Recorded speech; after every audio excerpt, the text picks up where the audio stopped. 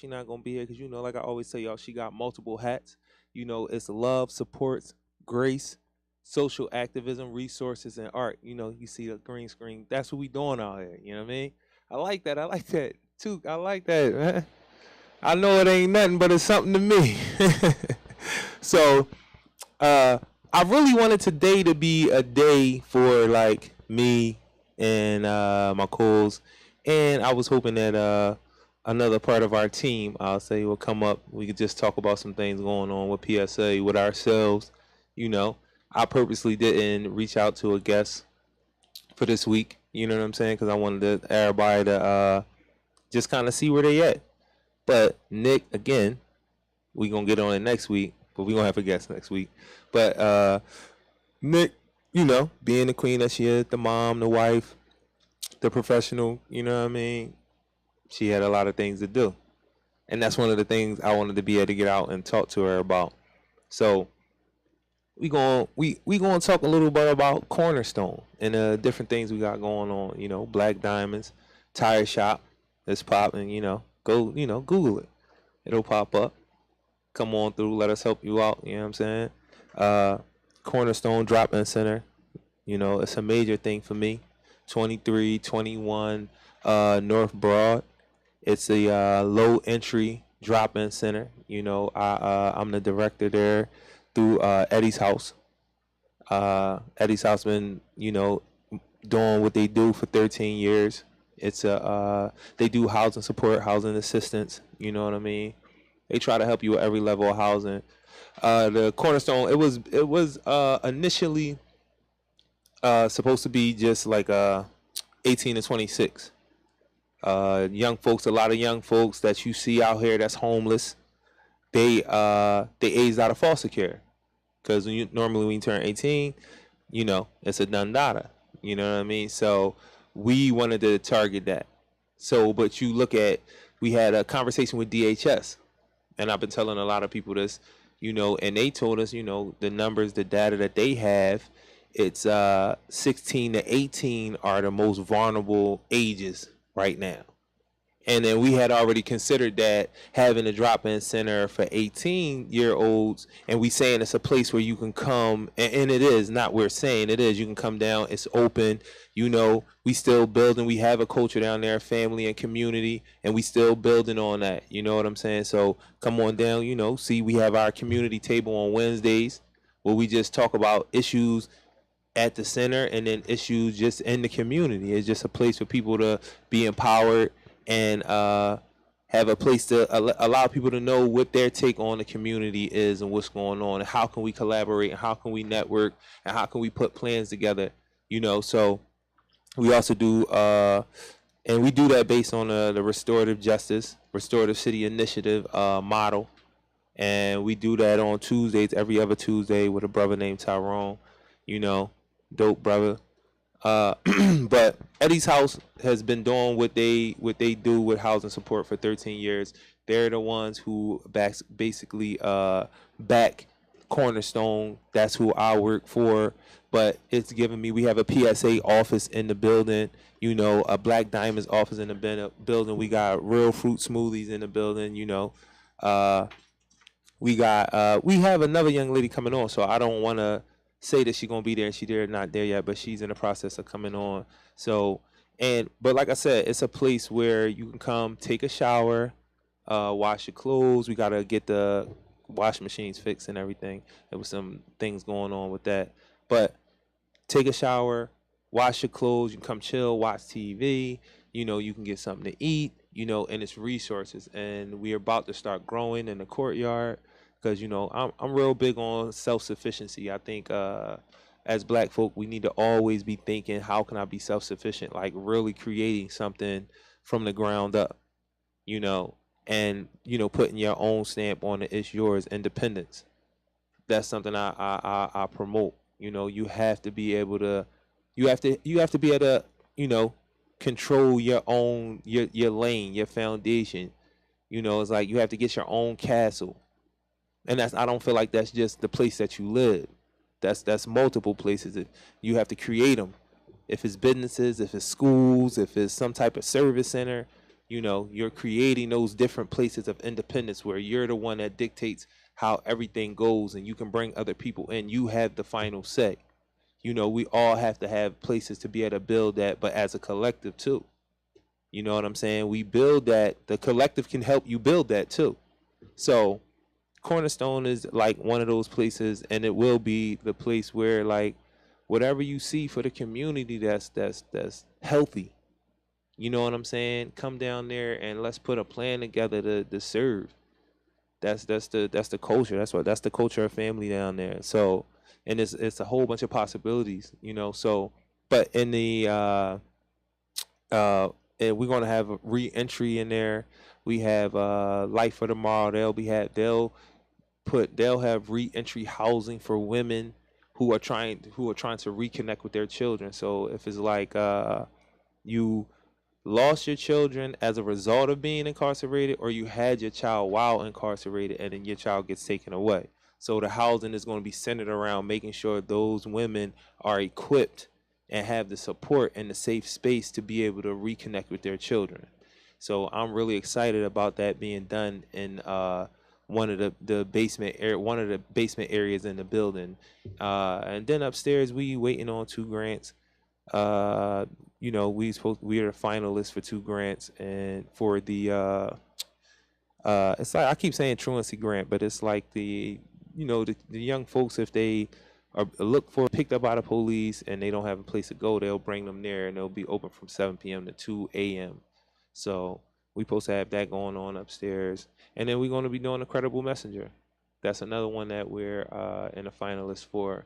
So the building, you know, I want people to come down. I want people to come down for services. I want people to come down there to collaborate, to network, you know, someplace that's safe. Like it's funny because I feel like Lockaware is like that. Like I've never come in here and felt tension.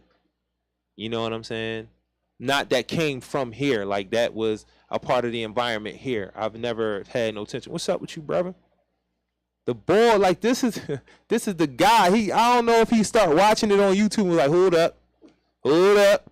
I only see one person on there. I gotta pull up. This family right here though. Good, champ. You already know, man. Working hard, man. Figuring stuff out, putting stuff together. You know what I'm saying? Building with black folk. Hold on 1 minute. So, you know, I wanted this to be a show where we could kind of just, as the folks of PSA, Philly Service Announcement, I wanted us to just be able to come on and talk about the things that we was doing in our life. But I ain't know my sister wasn't going to be able to make it. But, you know, we all family, so Carlita act like we didn't have a conversation earlier about her being up here, you know, talking about Carlita, like being, you know, and she could have just sat up here and not said nothing or anything. She was only on one show. I know, man. You was only on one show. Show, and you did a good job. I told you. I went back and watched it, man, and I really enjoyed it. I liked the energy. I liked the conversation. There is no size. Be a team. There is no size. We all on the same team. You know what I mean? So I love this green screen thing. I'm not gonna lie. It makes me feel like I'm really actually doing something at another level, you know what I mean? Even though, like I said, it's probably not a whole lot to some people, but it's a lot to me. I'm on the green screen. And I'm going to keep looking at this episode over and over and over again for a minute. Like, all right, what's next after the green screen? You know what I'm saying? He even got the applause now. Like, this is like basic stuff that people be like, everybody got that. But I'm like, nah. See my man. It's called reinvestment. You know exactly. I appreciate it, man. Constant elevation. I appreciate it. And I feel like that's what's been going on. That's why I wanted to ask, because ever since I came into this space with Sister Talia, got the love from Took, got the love from Chick, everybody.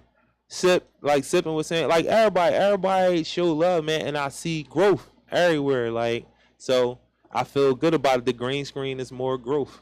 The applause is more growth. Where I was at professionally in my own life is different, drastically different. You know what I'm saying? So that's what I was talking about with Cornerstone and with the culture that's being created down there, and like all of us working together. And yo, man,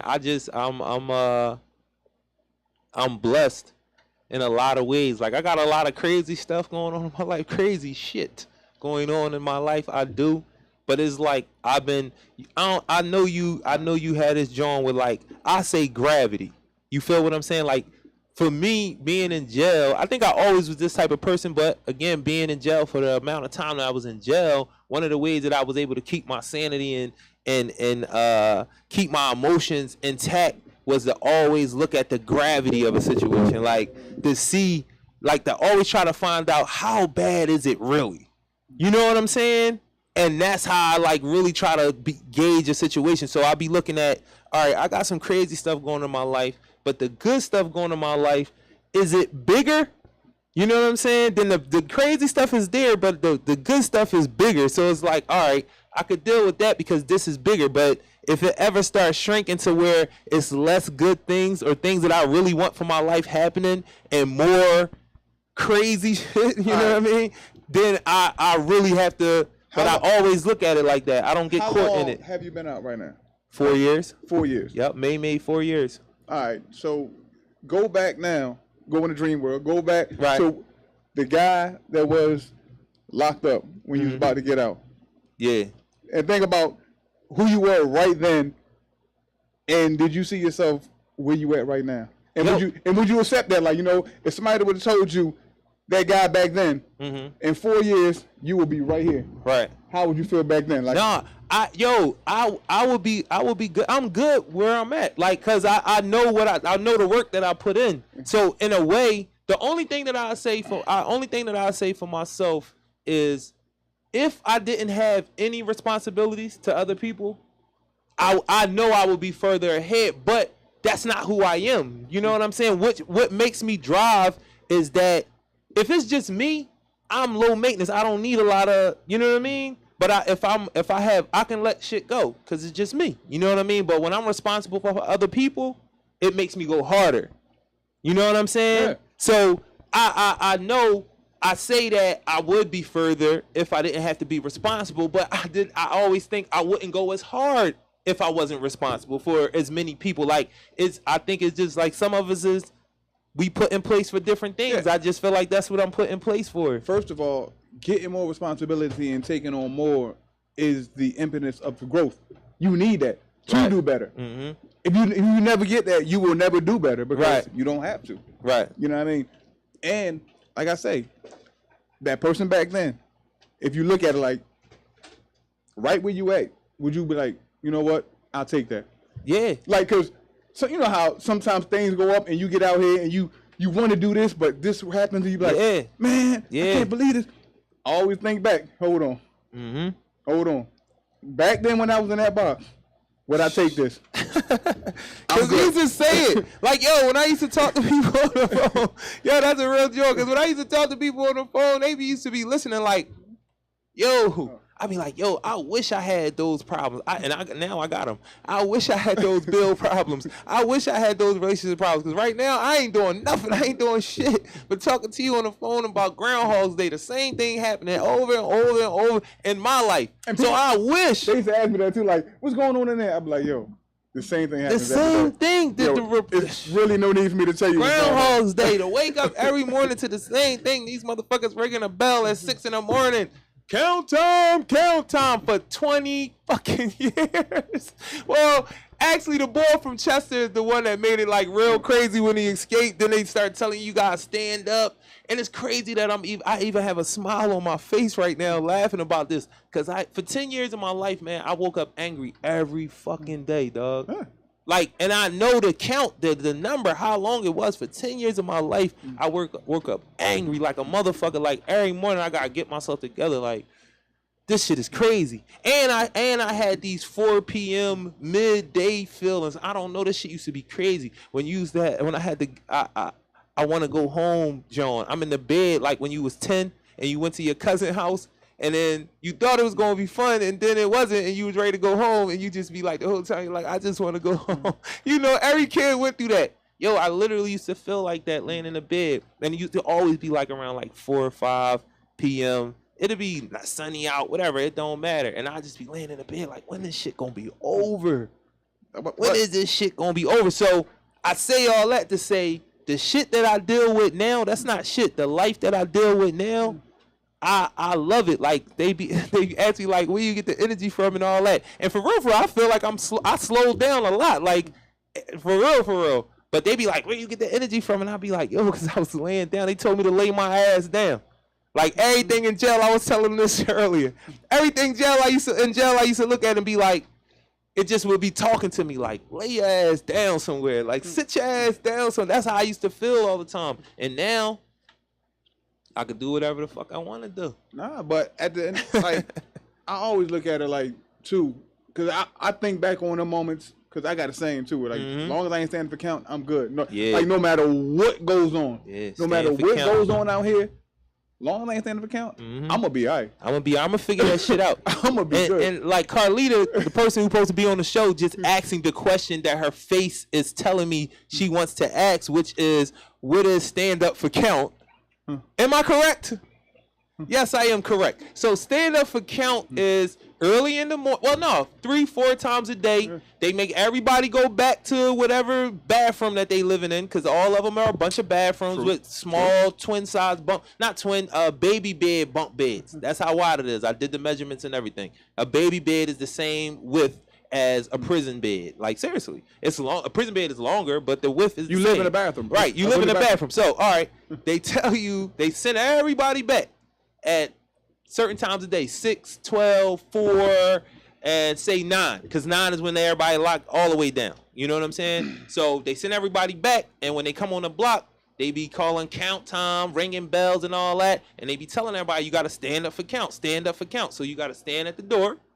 And they come around with the little clipboard count, or they have a counter, and each cell they go to, pop, go to the next cell. Some jails do it different. Some have clipboards, some have counters.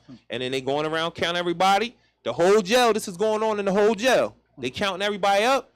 Each block calls back to the central main building that's running like the command center of the jail. They call back to them. They send their count in. It matches up what their count is supposed to be. If nobody left or came back, whatever the situation is. And then once they make sure that count is clear, they call all around to the blocks and say line movements or whatever is supposed to happen next can happen. But if that count gets fucked up, they keep doing it over and over, and we just got to sit in the cell until these dumb dickhead motherfuckers figure out the count. And then a lot of times they do that shit on purpose on different days where they don't want you to get a certain amount of yard, or down Camp Hill they used to do it every Friday. Because they looked at, at the time when I was down Camp Hill was around the time of, it was like 99. So what war was going on? It was I think what was going on? Something was going on. But these white men that live in these areas look at Muslims as terrorists. It was things going on in the country at that time where these white men looked at boys that practice the Muslim faith as being terrorists. So in a way to fuck with them, every Friday when you would have Jumu'ah, they would fuck the count up. So you could never have the movement to go to Jumu'ah. So by the time they would be able to go, it would be like 1:30. So then they would probably just cancel it all together. Or if they went down there, they had a limited amount of time to pray and everything. They wouldn't get their normal time. And they was doing this every Friday at Camp Hill. Like blatantly. Every Friday the count was fucked up. Because that's the plausible deniability, John. Yeah. If you tried to put a lawsuit in to fight it, they could say security overrules everything. Yeah. And a person, it's a logical thing. A person can fuck the count up. You know what I'm saying? I can mess the number up. And then we got to do it all over because security says if there's even a question, do it again. We got to do it again. And then somebody else because you got multiple people doing it at one time, depending on how many blocks is on this prison compound. So you got multiple people doing it. Thousands of people, different departments, right? Kitchen, medical, all these different departments. Exactly.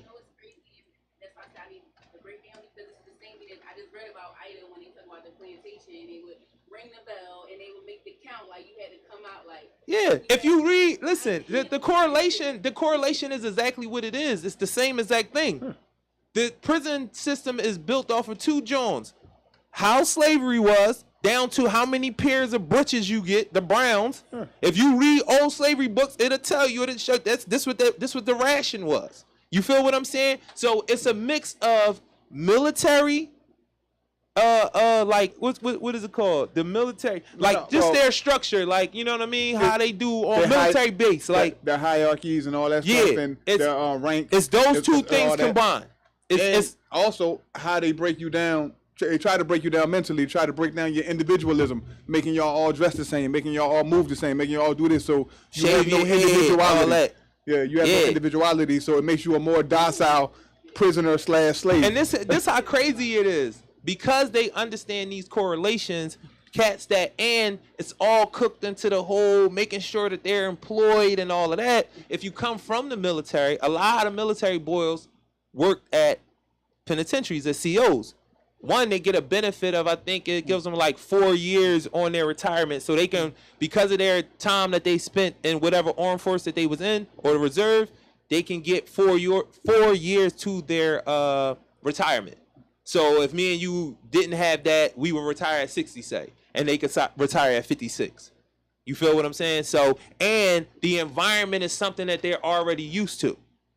You know what I mean? So it's already kind of set up on that military thing and that slave thing. You know what I mean? So them coming and working at the job with all their PST and mental illnesses and all this crazy shit, and now you putting these motherfuckers over other men with all the weird, kinky. I'm not gonna get into the whole armed forces thing and how crazy that is. And they can see you as the enemy. Like they need an enemy. Like they actually need opposition. You know what I mean? So you take the place of the opposition. It's wild. The mind games. Like I keep saying it, I'm gonna keep saying it, and I want to be more mindful. And that's another thing about myself too, is like I tell people stuff and put certain things on people because I have to be accountable. So if I tell you need to be more healthy, I have to actively be doing it in order to say this to you. So it puts an accountability on me. The same thing with managing your money and stuff like that. So because I'm fallible like anybody else. So but I do that to motivate myself. You know what I mean? As well. So so one of the things that I peeped with the time that I did was like, yo, the thing that would drive me crazy would be, yo, you got all of these ideas, you did all of this reading, you studying all of this stuff, and you can't put nothing into motion. You just sitting in there every day, reading more stuff, thinking of more plans, thinking of, just in there, and it's that's what was driving me crazy. You know what you get me? All right, I would just sometimes like sit in like the middle of the yard where I can see everything. Like boom, I can see the dining hall, I can see the rec center, I can see medical, I can see the yard, I can see the dormitories and all the stuff where we live at. I can see. So I'm looking at all this stuff and I'm like, yo. Out of all the hundreds of thousands of square miles on the planet Earth, my whole existence, is listed. I used to do that. Yo, I used to do that a lot. Like one of the things that used to ring in my head, and one of the things that used to ring in my head was the Jeezy John, where it's like he said, "Them crooked ass crackers will send your ass out of space." Yo, you really be feeling like that, like you on this island of this place where. Nobody else. It's just what's going on in there. Like when I was at Graterford, I used to think the same thing a lot. Like, damn, I'm just inside of this cement wall in this building. And everything, my whole life, my whole existence is here. It's right here. My whole existence is right here. And I spent 10 years at a prison. I used to be like, yo, these is the hills of Afghanistan. That's just what I felt. And I think that's what was going on too at the time. Like. Yeah, I would tell dudes that, and they'd be like, "You know what? I ain't thinking about it, man. Yo, everything we do is right here. Everything. So it don't move, it don't shake, it don't do nothing. It's just there." I think that mentality also helps us when we get out here to be uncomfortable. Like because we've been through what we've been through, we're not afraid to be uncomfortable or try new things or just like, you know what? Yeah. Boom. I'm doing this. Man. I'm doing this. I put a lot. I used, I tell this a lot. Like I used to dread being like, damn, man, a large part of my existence was spent in jail. Like, it's like, what the fuck? Like, I don't want to be telling people about that. You know what I'm saying? But a lot of things, when people look at me and they, whether it's physically, mentally, whatever, and they give me my big up, like, yo, damn, you doing that, or damn, you look young, or like all of that shit came from jail, like work that I put in jail. So I was like, yo, I'm not ashamed of that. I'm not ashamed, and I don't think I was ashamed before, but it was just like, damn, I don't got no other history to talk about, or you want to be known line back to that. You want something else, right? Like, all right, that right there is like the subtitle to your name. This your name. Your subtitle is convicted felon. Yo, I always tell, like, because I gotta walk in the room and say that because I don't want nothing attached to it later. You're like, don't try to use that for nothing later. You know what I mean? So I always gotta walk in the room and be like, full disclosure, I did 20 years straight to prison. Yeah, see, but that's your subtitle, and you just want to add more to it, though. Like, you can't take that away. Nah, it is what it is. Now, it gives me the ability to do what I'm doing, what I'm trying to do, what I envision that I'm going to be doing, what I'm helping other people do, what we all going to do together. It come from that. That was like a training. Now I look at it. That was like people be saying school. Do not go to prison for no school, because that's a misconception. Everybody don't go to prison and work out, and everybody don't go to prison and turn into Malcolm X. That's just not, dudes don't just go to prison and read and they don't do that. I'm serious. Like a lot of cats do not do that. That's it. I'm telling you, cats don't just be work. Everybody don't work out.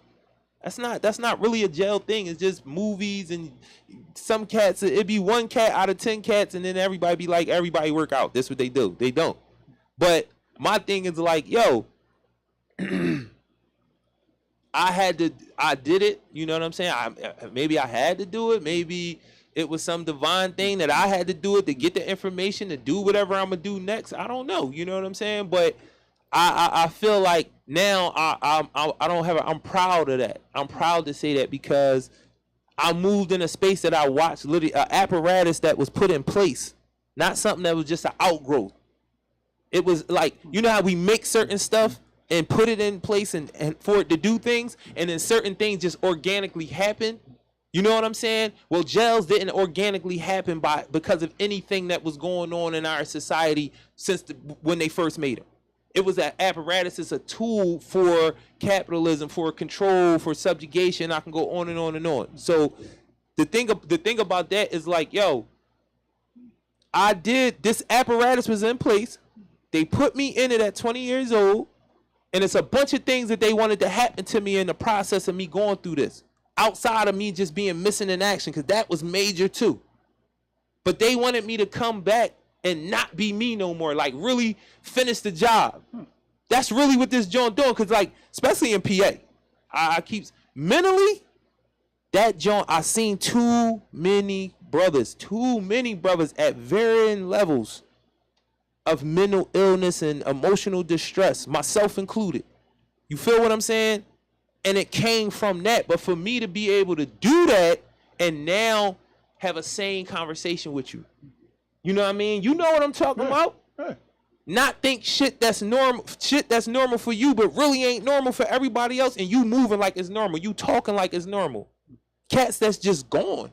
Like they gone. They ain't, and the prison did that to them. You know what I'm saying? So, yo, it exacerbated a lot of things that was already there when cats came, and I seen it literally break dudes down, and then they just be different in a variety of ways, giving up their manhood. You know what I'm saying? And sometimes it's crazy that turning into boys. It'll take years to do it sometimes. Like I've seen guys break down on the 17th year, the 18th year.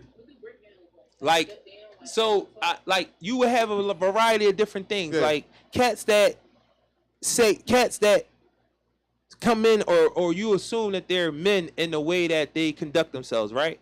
But then the guards come around and they like little boys.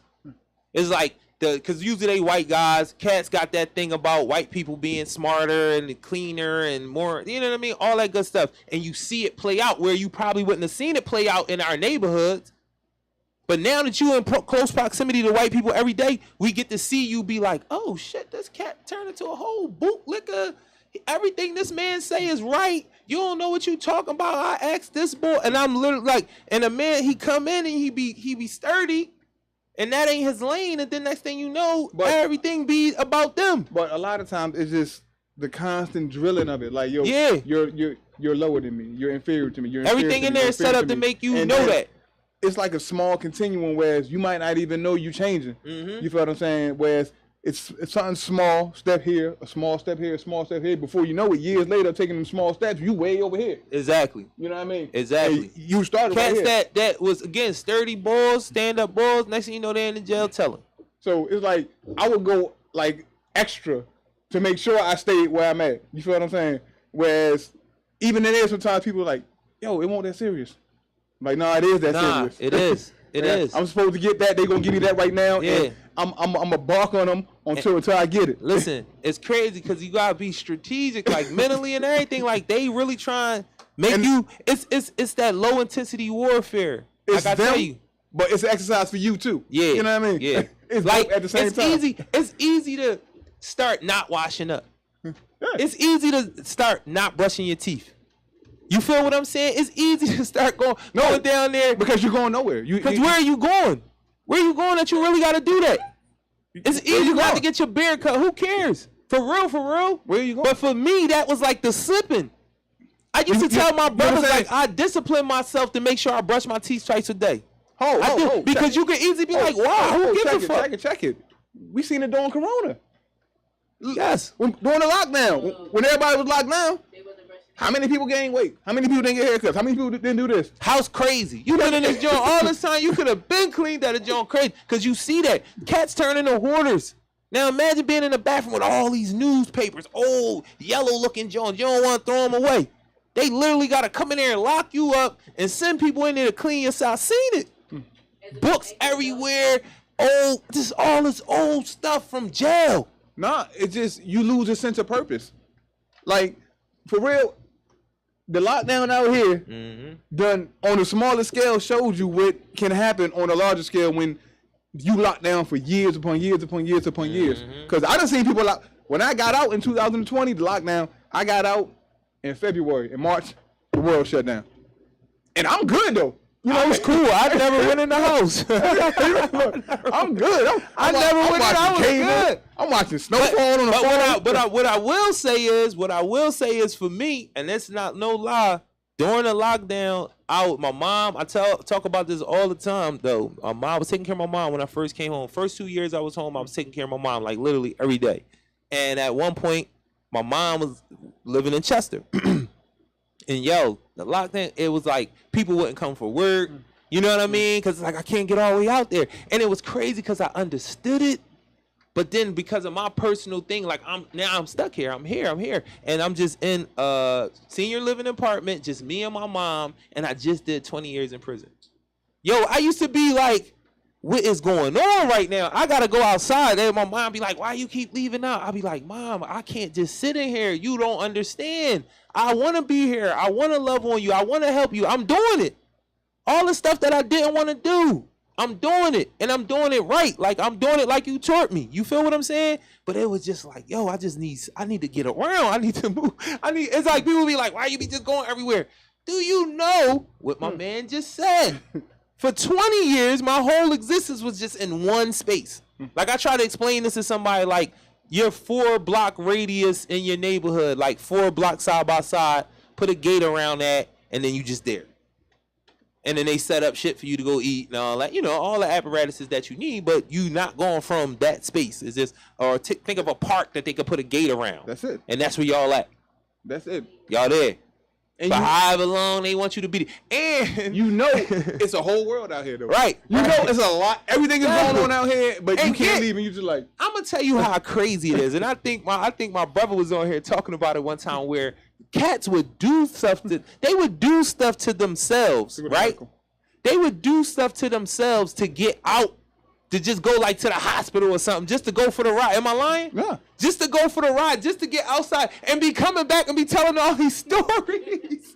This how much this shit I try to drive you insane. Cats be talking about going to McDonald's with the nice looking nurses like who was nice to them, who was on some dickhead shit.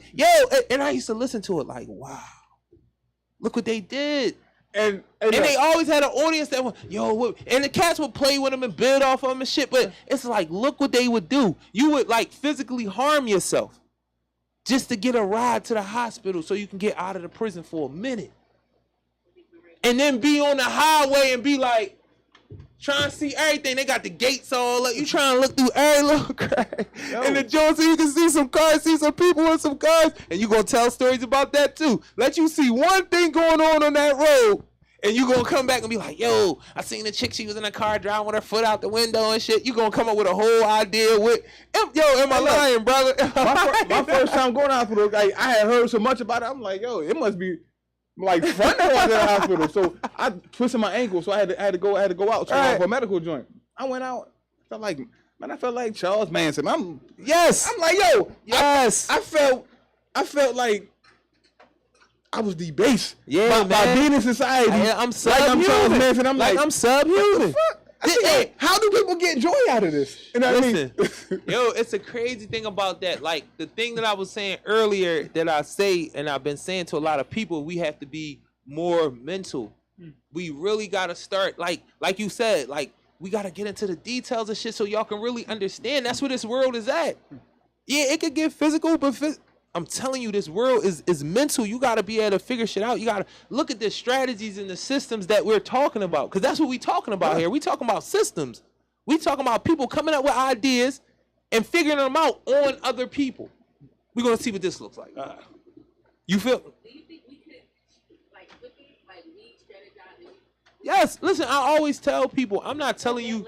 Yeah, I'm not. Yeah, of course, because this is the thing. When people say we're at our most powerful, the reason why they saying that about black people in America is because we do everything. There's not a science. We not there as much. We not represented in these spaces as much as we should be, and we know why that is for most cases. But there always has been enough of us that against insurmountable odds that slid all the way up to the top. And you talking about the top chemist, the top heart surgeon. I mean, that's what I mean when you talking to military and special ops, the top generals, black bulls. Like, seriously, just peep and look at all of these industries. We're not represented the way we're supposed to be, and we know why that is. But think about the odds that person, even if you don't like that person's politics or whatever it is, as a black person, think about what they had to do to get to the top. I mean, but you know, we always did everything. Yes.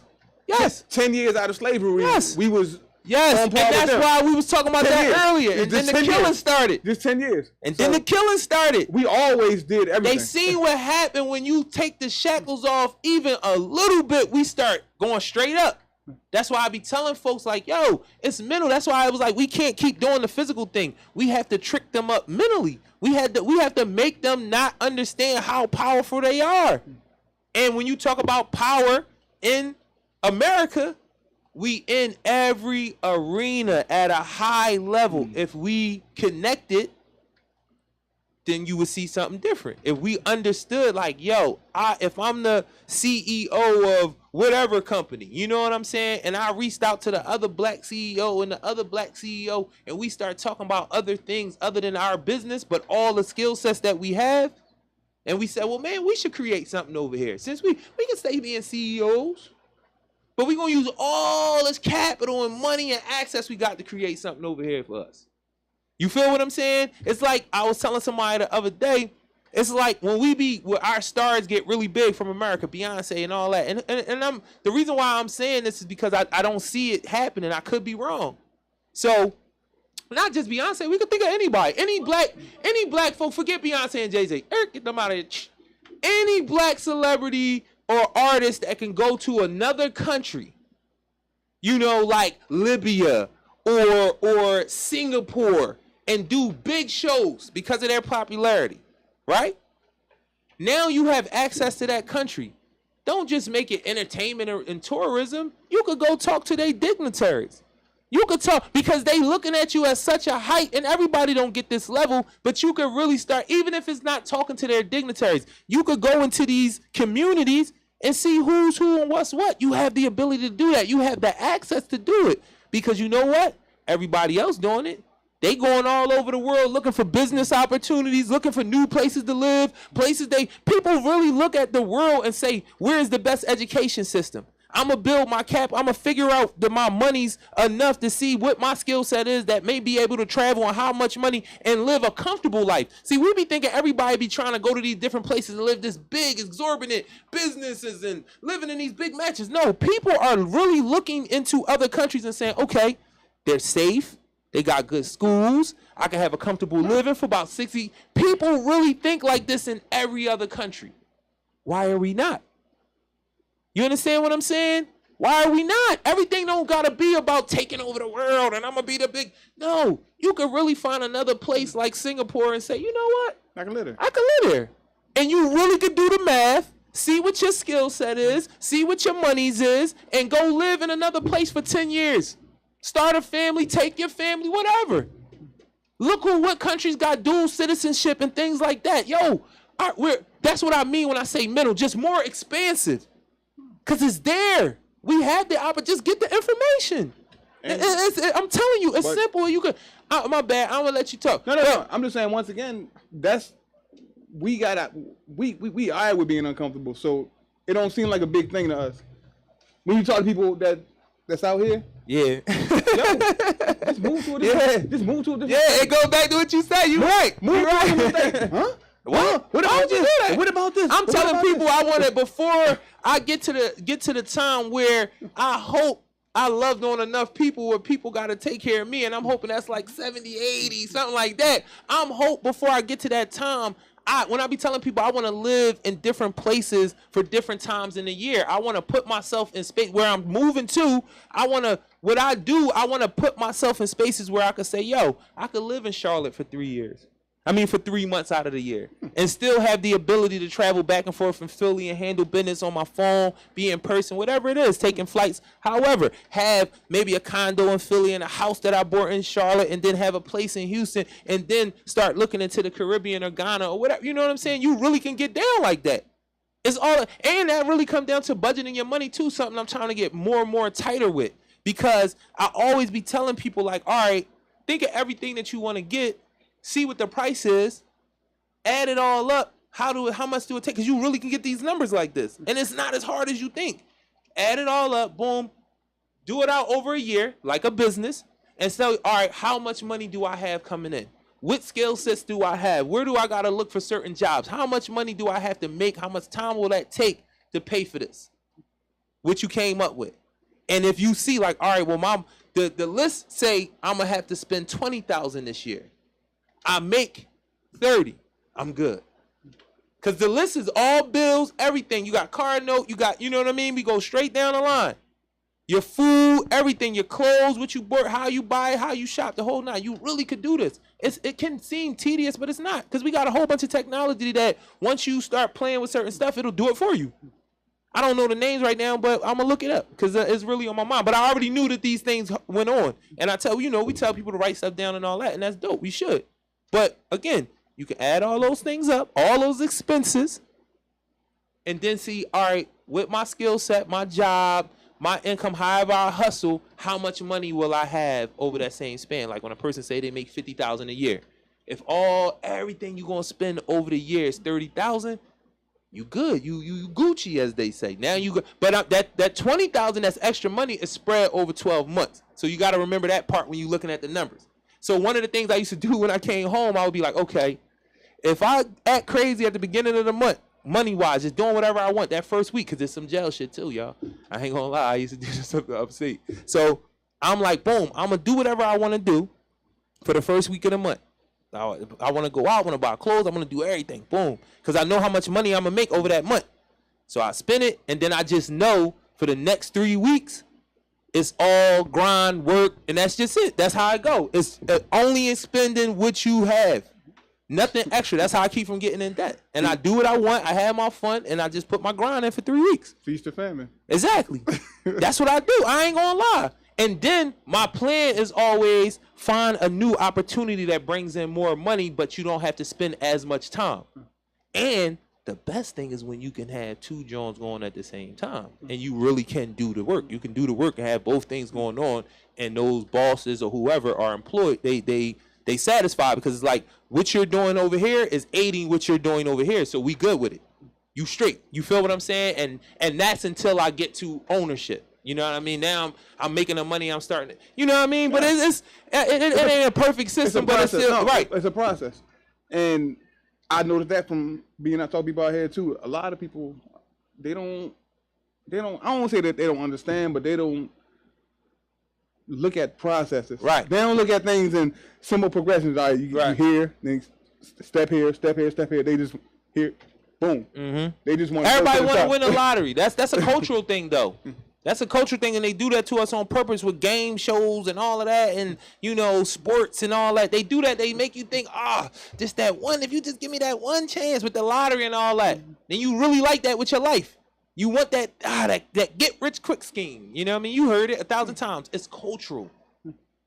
Everybody want to take that one gamble. We might be able to pull it out. And now I'm down. Or instead of the process, and they show it to you enough that you always believe, like, damn, I could just play this number, you know what I mean? If I could just bounce this ball a little hotter than the ball over there, I can win the lottery. Because in the NBA, it's 450 jobs. I'm gonna sell drugs. And it's a 1 in a million. I'm a scam. I'm gonna do this. I'm gonna do this. But listen, the drug joint. I had this conversation. It's a lot many other things come with it. So many times. I said the jail is full of guys that during crack, that just is like, no, I'm gonna roll these dice and I'm gonna make it all the way through. I'm gonna sell this coke and I'm gonna build and I'm gonna buy houses and I'm gonna get into the business and I'm gonna do this and I'm have money stacked for rainy day and for a court case. I'm gonna make sure my kids go to private. Like, you have every boy who sold drugs maybe didn't go to that extreme, but they was like, I'm gonna make a way. I'm gonna make a way. And even if they didn't have it, the process is this is gonna put me in a better position by selling these drugs. You know what I'm saying? So we look at all of these cats over all neighborhoods, right? And how many dudes never went to jail, never got shot, and got businesses and homes and don't got to worry about no street shit no more. No street shit. I don't really know nobody. Seriously. I don't know nobody.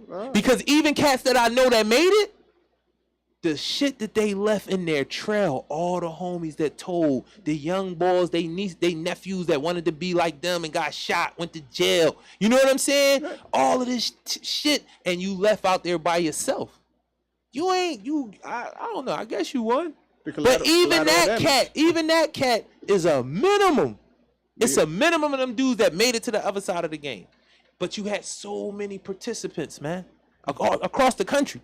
You had so many participants, and all of them was in these jails, filling these jails up. Yeah. And that's what they made us believe, that it was, because they put us under so much pressure. Being born in these projects and these low income housing and these impoverished, disenfranchised areas, you born into it. You just born into it. It just happened. It was a wave that just came. You know what I'm saying? I ain't know at 13, 14 years old. My mom wasn't prepared for that. None of it. Crack wasn't in our history books. Now, the system that created and fostered and made that as effective as it was as a way to suppress people, that been existed. And we might have been able to see what was coming with crack as we watch laws and things that were put out there before crack came around, and seeing what are they setting us up for, because we know we had that history of that. You know what I mean? We might have, but crack in and of itself coming on it, like how it came on me and you and anybody, we didn't see that. I didn't see it coming, and I was 14. I wasn't supposed to see. I was 13. I was 12. I wasn't supposed to see it coming. You know what I mean? But the culture that it created and the things that it was showing, I was supposed to see that. And I seen it and I partake. You know what I mean? And I was another person that was like, I could just use this and make it to the other side. And all the other shit, all the mayhem ensues, trying to make it to and nobody made it for the most part. Percentages was low, real low of cats that really transformed into something else. The whole movie thing that they show you. Yeah, I mean, and you see it in the movie. They tell you the truth most times. It tells you about probability and possibility. Yeah. Is it possible? Yeah. A minute percentage of people that jumped into the game made it out unscathed. Yeah. A small percentage. Yeah. Because I didn't. I did 20 years. You know how much I lost? You know how much people around me and people that I was supposed to meet and do, and I know people be like, it happened exactly how it was supposed to happen, but what I do know from looking at my nephew, looking at my daughter's brother, you know what I'm saying? I looked at that and said, yo, I know I would have had an impact in their life. Oh, no. I don't, like... I know, man. I tell people this all the time.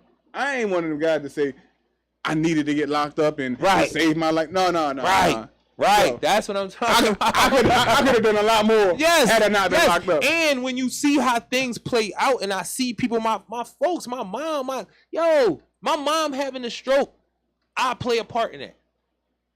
I'm not saying me being away caused her to have a stroke, but it was one of the things that piled on her stress-wise that contributed. Yeah. So that in and of itself allows me to know, I wanted to make my mom proud like every other black man. You know what I mean? Believe that or not, we all want to buy our mom the big house. We all, whether that's a story, a fairy tale, whatever it is, we all want to do it.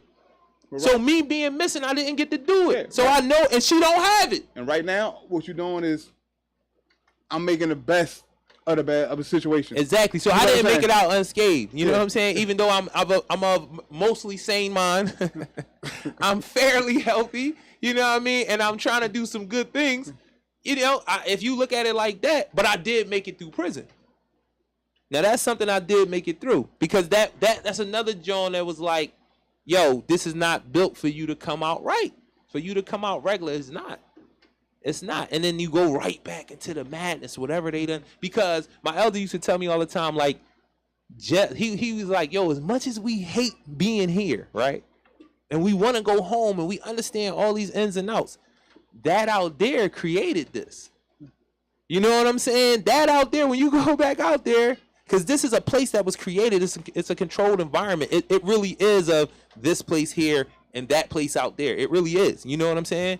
But it's people. It's like creating a zoo. You know what I mean? Creating a place where you can hold people. You know what I'm saying? That's a creation. That's an idea. People's like, some people get to a point where we need to do this with them. And then you have other people that have challenging ideas. They're like, nah, people need certain types of treatment, and people need to be in certain spaces. When things happen, there's a certain way. And then you got the people who said people need to be in here. They won the argument, and they had more resources, and they were willing to hurt people to get there too. Just got to be honest. America's a very violent place, for real. It just is what it is. Look at the history. I'm not making nothing up. So when it gets to the point, it does go to that. So that I did make it through that. You know what I'm saying? Yeah. I mean, but that too is making the best of it. And yes, that's like your character. That's a person's character. Like, you gotta really be on your character. Like, you gotta be proactive in maintaining your character, maintaining your manhood, maintaining your sanity. Mm-hmm. Like, all these things are proactive. You can't just sit back and just think. Yeah. You gotta do something. You can't just be stagnant. Like, one of the things that I'd like to tell people a lot, because I just be wanting people to think about stuff, and it makes me keeps it on my mind, and again puts the onus on me to do more and do better and do right. But being a sedentary lifestyle is poisonous to the body, because the body is built to move. So they got studies that show you, like, sitting down for a certain amount of time takes years off your life. If you do this repeatedly every day, if you're always sitting down, and you see people who have certain disabilities where they can't move and they're seated all the time, their bodies have all of these different complications, not from the ailment or just from the fact that they can't stand and walk and move, and your body starts shutting down because of it. You know what I'm saying? So the body literally is built to move. And it's like, damn, I just completely lost my thought, brother. Talking about being proactive. Yeah. You gotta be. You gotta. I've been telling a lot of people, like, you have to start being, like, strategic with the strategies. Like, you gotta start thinking, like, all right, what is going on in this space that I'm in? Like, if you had a job, you need to know how this job is working, like how it's affecting you. What are you doing? What is your part producing for people? Like, being a CEO, it's a job that fucks with you mentally, because if you're a black person, it's like, I need a job, but damn, this job is locking up all the people that look like me and that I love when you work in a penitentiary. But then it'd be like, they did what they did. But then you'd be like, damn, it's a system. I know this boy. I grew up with him. I know the things that he went through and how I got here. This the same way I got here as being a CEO, because a lot of the women that was working there was coming through the welfare to work program. You feel what I'm saying? So it was like, I know how I got on welfare because of things that went on in society that was against me. And then they put me against my people, because this is the only job that I can get right now. And I need this job to take care of my kids, or, you know what I mean? It's a lot of, and then you see all these men in here and it's like, this is where y'all at? And that's just for a black woman. A black man, it's like, I don't think they did what they did. or they constantly trying to tell you about their street stories. Every black, not every, most of the black CEOs, they used to always, for whatever reason, they had to tell you about that time when they got locked up or they got away or crazy shit that they did, but they never. I used to always think to myself, brother, I'm not one of them. I'm not one of them boys that you got to tell me a street story so now we can talk. I want to hear what's going on with your life. How your pension plan break out. Like, you know what I mean? How does that feel to know at 50 you can retire and make a certain amount of money and buy businesses or vacation or whatever you're going to do? You know what I mean? You went on a vacation. Whatever's going on in your everyday life that I may need to learn. I don't need you to tell me, yeah, I used to sell drugs, but I had to get out of that, man. And in my head, I'm like, bro. It's like, nah, brother, I don't need to hear that for me and you to talk. Because it was this crazy thing that went on in jail with my man Sproul. I love this boy, man. I gotta get with Sproul, man. CO boy, he's a good dude, man. He was a really good dude, man. But he used to tell me, and it joint made so much sense. He used to be like, yo, all these boys come in here and be acting like they super thorough because they in jail. Like that make them thorougher than me. Well, I got a job. I make money. I go home. I do all of these things that I want to do. How in this space can you really be thorougher than me? Because you shot somebody? Because you sold some drugs? Because you told and you beat some woman up and you child molested, whatever the thing, you sold some, like, you're here now, though. So even on any level, that's a failure. If you don't know nothing about the system, when you get booked, you failed. You lost that one. You tried, it was a game, cops, robbers, you failed. The cop locked you up. They locked the robber up, you failed. You know what I'm saying? So how are you looking at this man who is a black man, like you, come from the same place you come from, but somehow it's this automatic thing that because he got a job and you do street shit and you a street nigga, that you fairer than him? When you in here. And he used to say it like, dog, y'all think y'all, like, yo, you here, I'm about to leave. You keep telling me I'm a nut ass nigga, but you're going to be here, I'm leaving. And if I really don't want to come back, I don't have to. But I'm going to come here and get this money for you to be standing in place. You know what I'm saying? So I used to be like, that's real shit. Stop putting so much pride into this shit that's destructive and not leading us nowhere. Like, and I know why we do it. Could be anything else. There you go. See, that's why this guy is, this is my brother Mark, man. And this is why I love when he come on the show, because he is the perfect, because he got information. It's like you could bring him on. We talking about the top, and he's like, boom, look at this. Like you said, this long-winded ass shit. I'm gonna just tell you in 4 words. It's this, and this. You know what I'm saying? Go ahead. So we saw slavery, Jim Crow. We saw convict leasing system. So right after slavery, it was Reconstruction happened for that short amount of time. I don't like to discount it because it was an amazing thing to show what we really can do when it's taken off just a little bit. But again, then the murders and the terrorism started, and boom, we was into the convict leasing system. Sanctioned terrorism. Yes, sanctioned terrorism, because it was a lot of the principals and the cops and the preachers and the dudes at the church and all that good stuff. It wasn't the North versus South. The North sanctioned it. Like, yo, we gonna turn a blind eye and let y'all do what y'all do. So right after that, it was the because we got to get them back in place. We fought over now, and we used them as like a pawn, but it was a perfect time for us to do what we do. And then now that we've situated who lost, who won, how this thing gonna be, y'all gotta go back to the position because we need y'all now. The North needs y'all now. So we're gonna sanction the killing because we know a large majority of y'all gonna run north. If they're gonna run north, and when they come to north, we're gonna make you work for 2 cents or a penny. And sometimes you can get paid, sometimes you might not get paid. And Johnny over there, who's doing less work than you and already feels entitled, even though we are the same level at the job, he is the supervisor, and you're not going to check him. So this is the work. It was slavery all over again. All right. Before we go, 12 Years a Slave is a book, not the movie. Yes. A book. Go ahead. We had war on drugs, the prison system. What's next? Like, we see it, all right, what's next? Well, for me, what I've been seeing is next is the mental illness. It's like a lot of walkers out here. Like, I'm seeing how our people are really literally losing their minds. Like whole drug culture, and gun culture. Gun culture came right after crack. because that's what was put out there as a part of the lifestyle that was in the music, in the movies, and all that. Gun culture took over, and it's still going on. But now it's mental illness. It's mental illness. Like literally, things are driving people insane. Like why? Look, yo, man, I'm not tripping, and I know y'all know I'm not tripping. When you walk outside, if you go outside, you routinely see multiple people out of their minds. And then when some people you don't know, when you start talking to them, it's like, oh man, what's going on? And it's too much of it. I'm telling y'all, look at it. One thing about it, being in prison, just like you on the sideline, you can see what's going on in society from a third person point of view because you're not you're out of it. Yep. And around 99, 2000, 2001, it was like a real big push of drugs in our music and our culture and our ecstasy, acid. No, when I was in high school, all that was considered white boy drugs, alternative stuff. But now I say, yo. Now the E, when we start doing this, and I was on the same time, and slipping her E, and when we start doing this? And now I'm seeing all the young boys come in prison on it, and they just like I talk to them like, yo.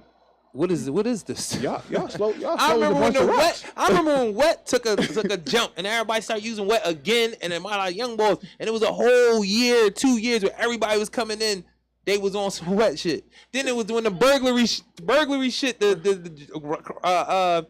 What's the Jones? Home invasions was the thing for like 2-3 years. All these young boys just coming in for home. I'm like, what the hell? Like, how are they doing this?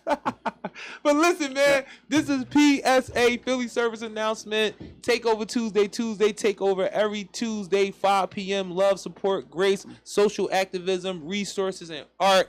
Omni Assist. Y'all already know my right-hand sister, the queen, Nick Raw Cannon, gonna be back next week. Lockaware Radio, good looking out, too. That's what we doing out here. I'm out.